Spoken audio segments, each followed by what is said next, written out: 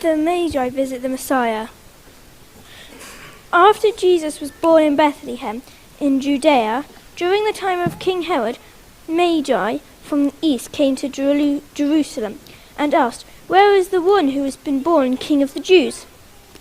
We saw his star when it rose and have come to worship him." When King Herod heard this, he was disturbed, and all Jerusalem with him. When he had called together all the people's chief priests and teachers of law, he asked them where the Messiah was to be born. "In Bethlehem in Judea," they replied, "for this is what the prophet has written. But you, Bethlehem, in the land of Judah, are by no means least among the rulers of Judah. For out of you will come a ruler who will shepherd my people Israel." When Herod called the Magi secretly and found out from them the exact time the star had appeared, he sent them to Bethlehem and said, "Go, search carefully for the child. As soon as you find him, report to me, so that I may go and worship him." After they had heard the king, they went on their way. The star they had seen when it rose and went ahead of them, until it stopped over the place where the child was. When they saw the star, they were overjoyed. On coming to the house, they saw the child with his mother Mary, and they bowed down and worshipped him. Then they opened their treasures and presented him with gifts of gold, frankincense, and myrrh. And having been warned in a dream not to go back to Herod, they returned to their country by another route. Thank you.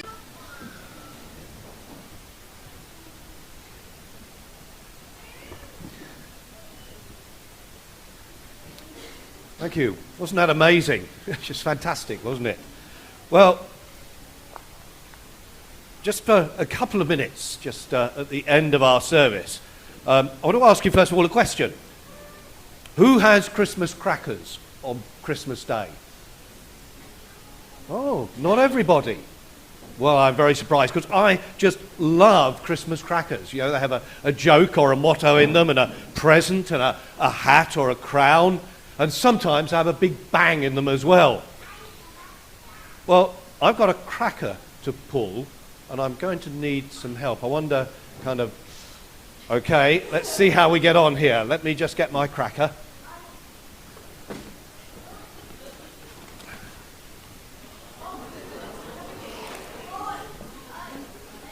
Okay, can you manage to help with this?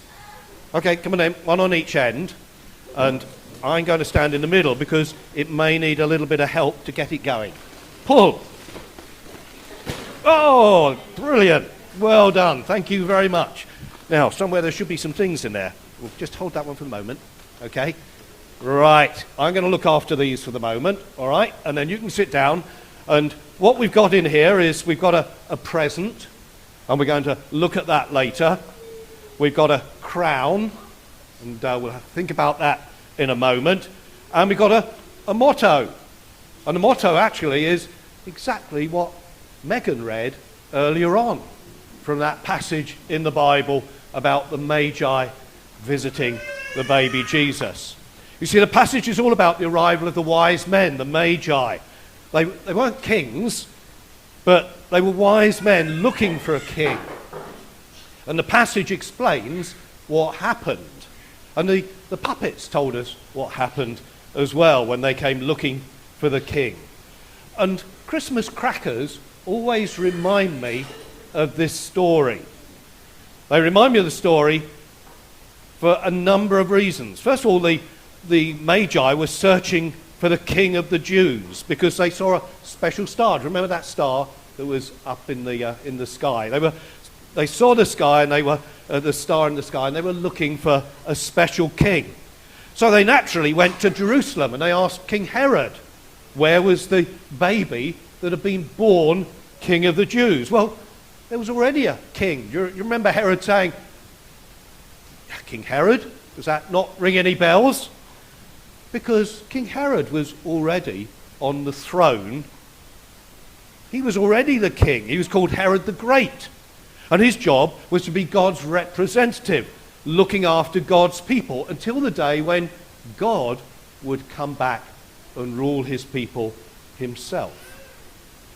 It's a bit like Prince William standing in for King Charles. He's not the ruler, but he's standing in for the ruler. He's not the king, but he's standing in for the king. So Herod was just standing in for God. But when Herod heard the wise men, he knew he hadn't had a baby. He knew that his wife hadn't had a little baby boy. And so this baby must be the Christ, must be God himself come to rule his people. And that's why Herod sought after his advisors to find out where this Messiah would be born. Now, you would have thought that Herod would be delighted that God had now come to be with his people. But he wasn't. First of all, he was disturbed, it tells us. And that's not a good sign, because Herod wasn't a very nice man. But secondly, he tried to find out where the Messiah had been born so that he could worship him, although we find out later he wants to get rid of him. You see, Herod doesn't want to give up his crown. He wants to stay in control. He wants to rule his life and everybody else's life in his way. But we can't be like that. But that's how often we behave, isn't it? We want to do things our way. And while God is the true king, and he wants the very best for us, we want to wear the crown, don't we? We want to rule and run our own lives. But there is another king in the passage. There's another king in the puppet story. Do you remember? And that was Jesus.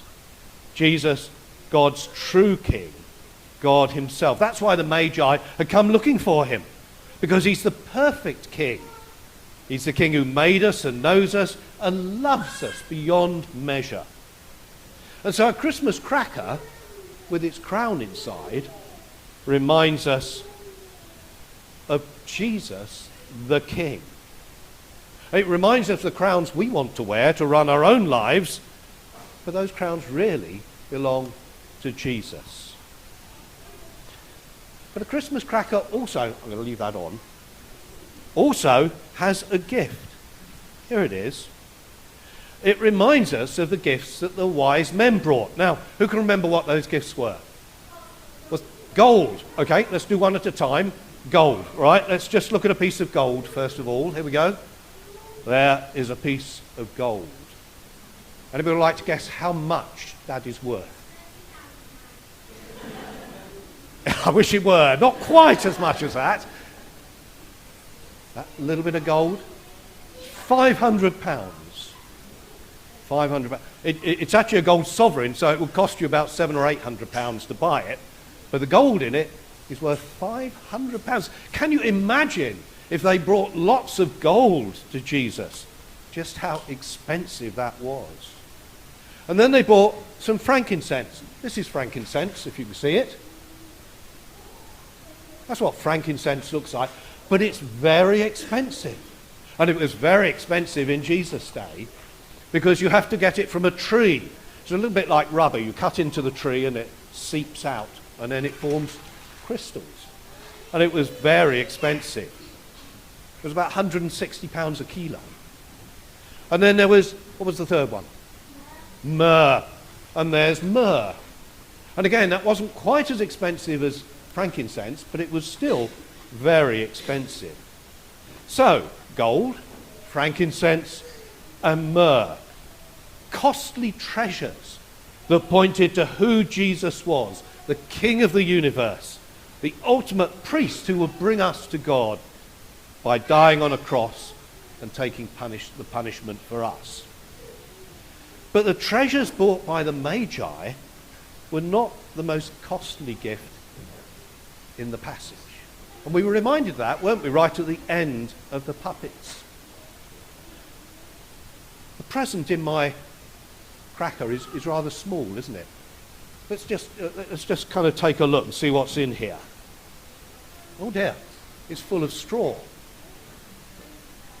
Let's just have a look. Oh, wait a minute. Oh, I think there's something in the straw. What is it? It's a baby. It's a tiny little baby hidden in the straw. It's very, very small, this present, isn't it? This little baby hidden in the straw.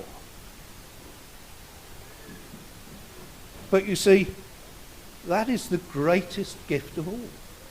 The gift that the Magi came to worship, the baby Jesus. Because Jesus is the greatest gift imaginable. God who saves us from everything that we have done wrong.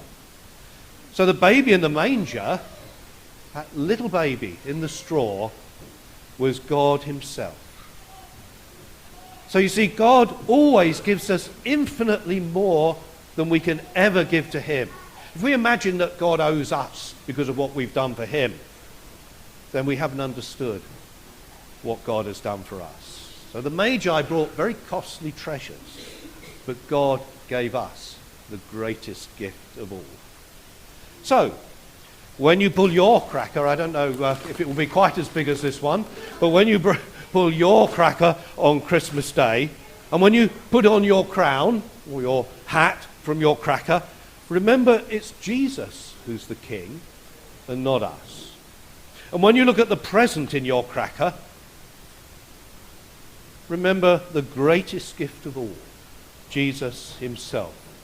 God come to earth for you and for me. Now, I have actually got a Christmas cracker for you. They're over here. I need a bit of help to pass them out. I think there should be enough for one for each person, let's say under the age of 18. So just remember when you pull your cracker on Christmas morning that the crown represents the crown that belongs to Jesus the King, and the present reminds us of the most precious present of all, God's gift of his Son. Thanks, Jonty.